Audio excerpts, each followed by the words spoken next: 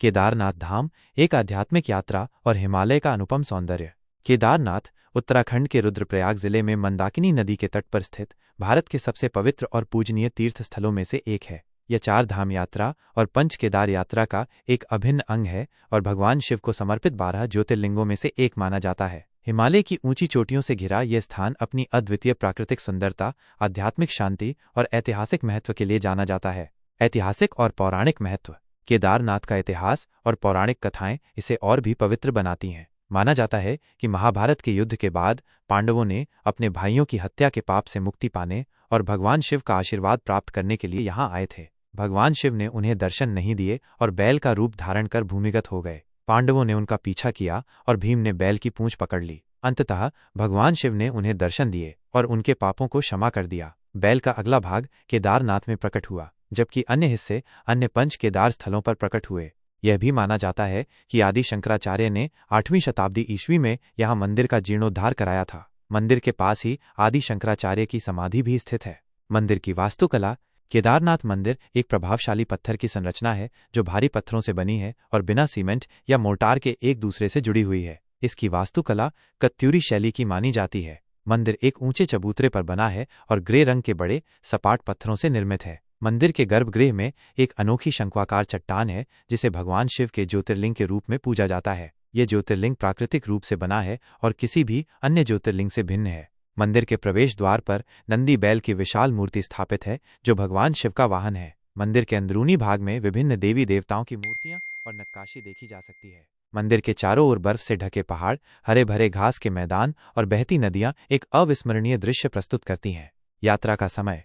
केदारनाथ मंदिर आमतौर पर अक्षय तृतीया अप्रैल मई से दिवाली अक्टूबर नवंबर तक लगभग 6 महीने के लिए खुला रहता है। सर्दियों के दौरान भारी बर्फबारी के कारण मंदिर बंद कर दिया जाता है और भगवान केदारनाथ की चल विग्रह मूर्ति को ऊखीमठ में ओंकारेश्वर मंदिर में स्थानांतरित कर दिया जाता है, जहां उनकी शीतकालीन पूजा की जाती है। यात्रा के लिए सबसे अच्छा समय मई, जून और सितंबर अक्टूबर है, जब मौसम सुहावना होता है और ट्रेकिंग आसान होती है। मानसून के महीनों जुलाई अगस्त में भूस्खलन और भारी बारिश के कारण यात्रा जोखिम भरी हो सकती है। केदारनाथ पहुंचने के मार्ग। केदारनाथ पहुंचने के लिए कई विकल्प हैं, हालांकि अंतिम 18 किलोमीटर की यात्रा पैदल या हेलीकॉप्टर द्वारा ही संभव है। सड़क मार्ग। केदारनाथ का निकटतम सड़क मार्ग गौरीकुंड है। गौरीकुंड तक पहुंचने के लिए आप विभिन्न शहरों से बस या टैक्सी ले सकते हैं। हरिद्वार, ऋषिकेश ये केदारनाथ के लिए सबसे आम शुरुआती बिंदु हैं। यहाँ से गौरीकुंड के लिए सीधी बसें और टैक्सी उपलब्ध हैं। यात्रा लगभग 8-10 घंटे लगती है। देहरादून। देहरादून से भी गौरीकुंड के लिए बसें और टैक्सी मिल जाती हैं। दिल्ली। दिल्ली से आप सीधी बस या ट्रेन से हरिद्वार, ऋषिकेश पहुंच सकते हैं और फिर आगे की यात्रा कर सकते हैं। ट्रेन मार्ग। केदारनाथ का निकटतम रेलवे स्टेशन ऋषिकेश लगभग 216 किलोमीटर और हरिद्वार लगभग 230 किलोमीटर है। यहाँ से आप गौरीकुंड के लिए बस या टैक्सी ले सकते हैं। हवाई मार्ग। केदारनाथ का निकटतम हवाई अड्डा जॉलीग्रांट हवाई अड्डा, देहरादून लगभग 238 किलोमीटर है। हवाई अड्डे से आप गौरीकुंड के लिए टैक्सी या बस ले सकते हैं। पैदल यात्रा। गौरीकुंड से केदारनाथ मंदिर तक की 18-20 किलोमीटर की ट्रेक सबसे चुनौतीपूर्ण है। यह मार्ग खड़ी चढ़ाई वाला है। इसमें कई सुंदर दृश्य मिलते हैं। ट्रेक में आमतौर पर 6-8 घंटे लगते हैं, हालांकि यह व्यक्ति की शारीरिक क्षमता पर निर्भर करता है। ट्रेक मार्ग पर घोड़ों, खच्चरों और पालकी की सुविधा भी उपलब्ध है। हेलीकॉप्टर सेवा। जो लोग ट्रेक नहीं कर सकते या समय बचाना चाहते हैं, उनके लिए विभिन्न स्थानों जैसे फाटा, गुप्तकाशी, सीतापुर और सेरसी से केदारनाथ के लिए हेलीकॉप्टर सेवाएं उपलब्ध हैं। हेलीकॉप्टर उड़ानें मौसम की स्थिति पर निर्भर करती हैं और पहले से बुक करना उचित होता है। यात्रा की तैयारी और आवश्यक चीजें। केदारनाथ यात्रा की तैयारी महत्वपूर्ण है, विशेष रूप से उच्च ऊंचाई और अप्रत्याशित मौसम के कारण। कपड़े। गर्म ऊनी कपड़े, वाटरप्रूफ जैकेट, रेनकोट, टोपी, दस्ताने और पर्याप्त मोजे। जूते। आरामदायक और मजबूत ट्रेकिंग जूते। दवाएं।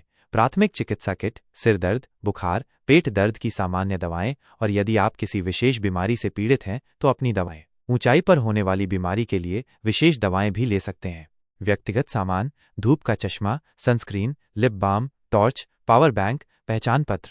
भोजन और पानी। सूखे मेवे, चॉकलेट, एनर्जी बार जैसे हल्के स्नैक्स। ट्रेक मार्ग पर पानी की बोतलें भरवाने की सुविधा उपलब्ध है। दर्शन और पूजा। केदारनाथ मंदिर में दर्शन के लिए सुबह जल्दी पहुंचना उचित रहता है, खासकर पीक सीजन में। मंदिर में सुबह की आरती, अभिषेक और अन्य पूजाएं होती हैं। आप अपनी इच्छा और बजट के अनुसार विभिन्न प्रकार की पूजाएं करवा सकते हैं। मंदिर परिसर में एक कुंड भी है जिसे सरस्वती कुंड के नाम से जाना जाता है, जहां भक्त स्नान करते हैं। आसपास के आकर्षण।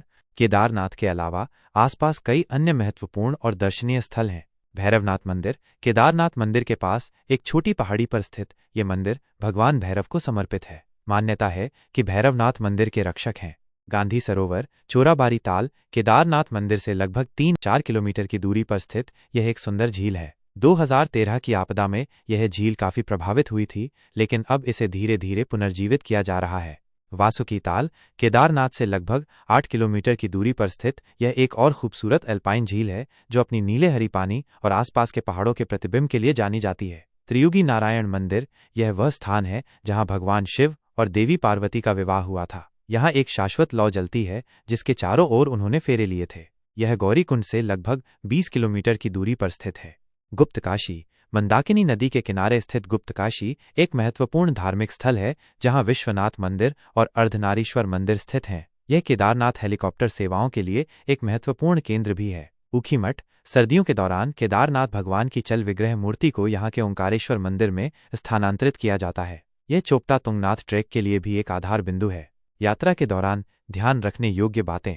रजिस्ट्रेशन। उत्तराखंड सरकार ने 4 धाम यात्रा के लिए रजिस्ट्रेशन अनिवार्य कर दिया है। यात्रा शुरू करने से पहले ऑनलाइन या ऑफलाइन रजिस्ट्रेशन अवश्य करवाएं। ऊंचाई पर होने वाली बीमारी। केदारनाथ ऊंचाई पर स्थित है, इसलिए ऊंचाई पर होने वाली बीमारी के लक्षण जैसे सिरदर्द, चक्कर आना, मतली के प्रति सतर्क रहें। धीरे धीरे यात्रा करें, पर्याप्त पानी पिएं और यदि आवश्यक हो तो दवा लें। मौसम।